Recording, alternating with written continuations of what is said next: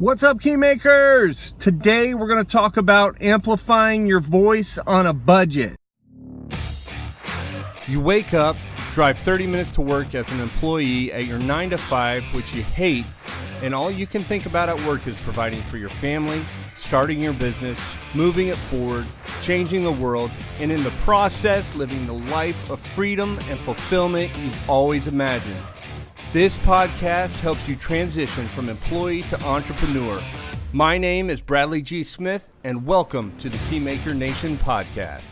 Okay, so let's see, where do we get started? So I'm driving home and just got some good info to share with you today. I just got over 20 podcast episodes. Just reached the 20 mark a couple days ago, and I'm catching up in terms of my content distribution with YouTube. If you've been sort of following along, you've heard me talking about content distribution, and you also know that this podcast is focused on going from employee to entrepreneur. And in order to do that, we have to basically figure out how we can get more out of our time in terms of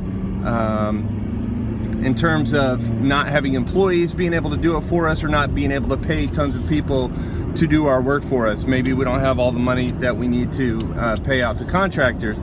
And if you're like me in any way, I myself have a spouse and 3 kids, and so money's tight. And so moving from employee to entrepreneur, I am budget focused in terms of how I can do that. So to get to the content for today, how do we do this? How do we get our voice amplified on a budget? And I wanted to talk about a couple of different things. YouTube is one. So create media, preferably videos.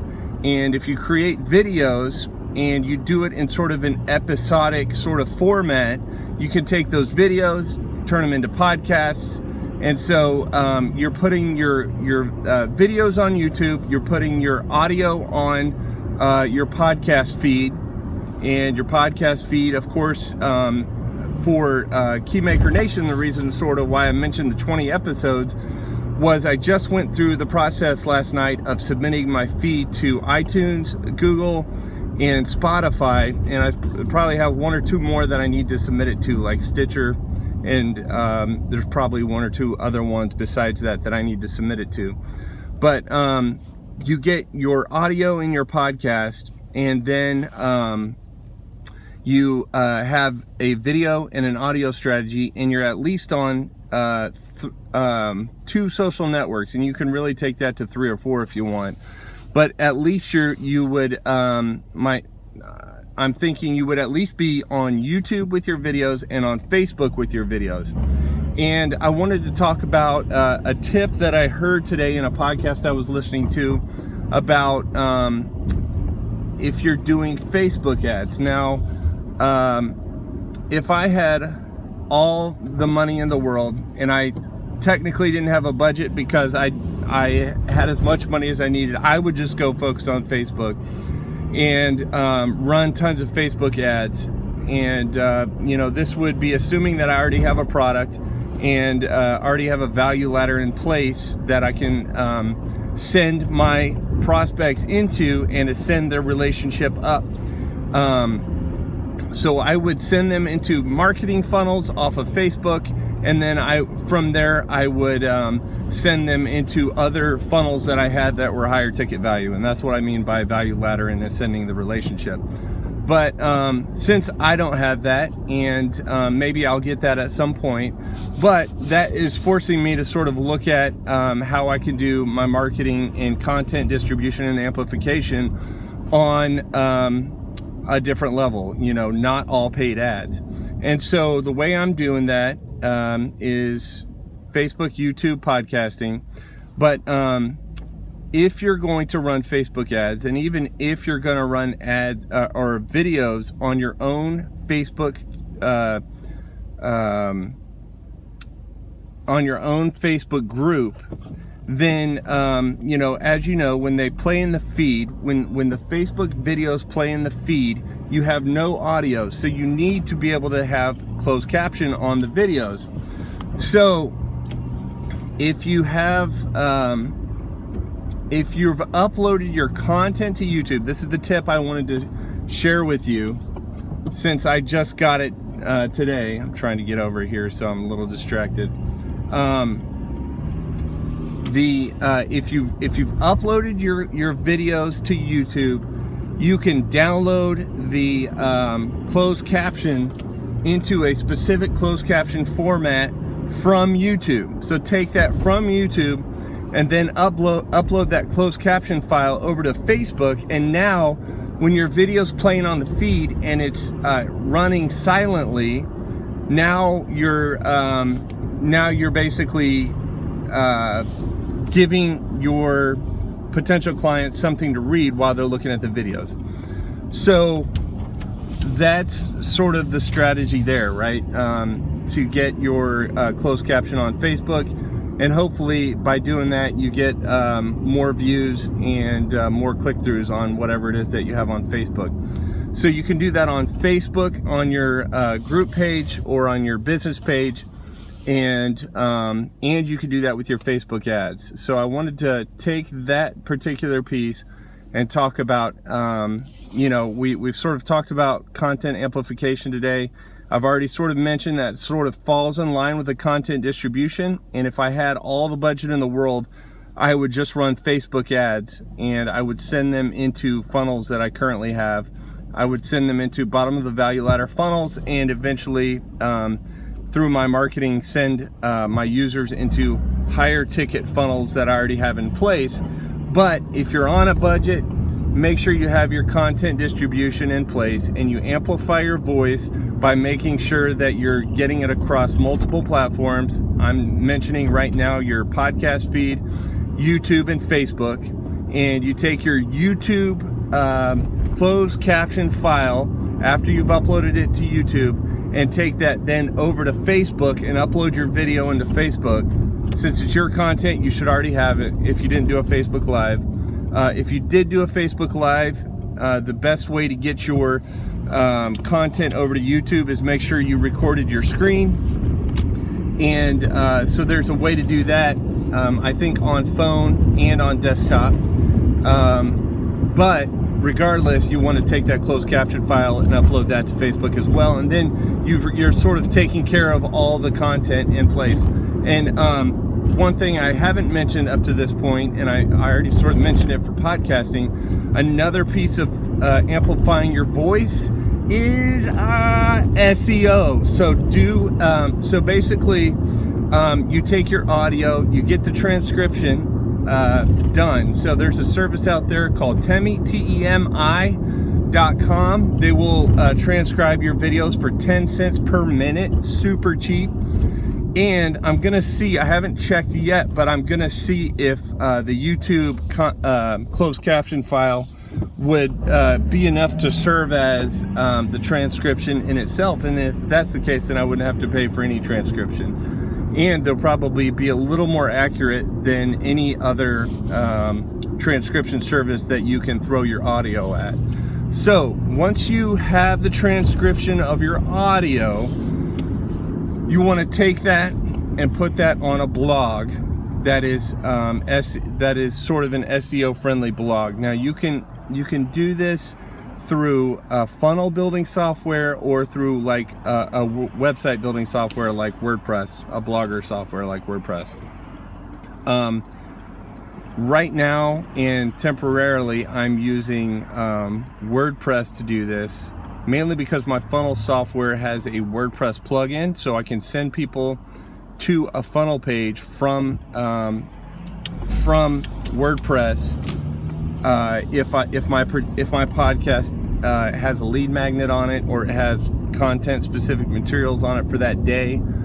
So, but the benefit of taking your transcription and put it on your blog, for instance, is that now all of your content is is on the search engine. So yeah, you were getting a boost from Google previously because you uploaded something to YouTube. You were getting a boost on YouTube, and of course YouTube adds your content to their search algorithm. They basically do that via the closed caption stuff, right? Via their way to understand what's in the video. And then your content also gets added to Google. When somebody does a Google search, then they're basically trying to filter people over to your videos.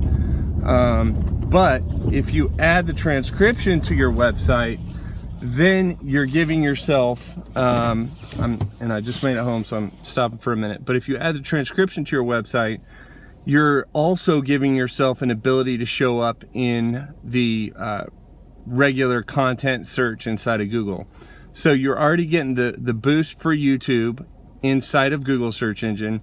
You're getting the boost for YouTube inside of YouTube search. And now you're getting a content, one of the regular search results boost for Google because you've added that content to your website.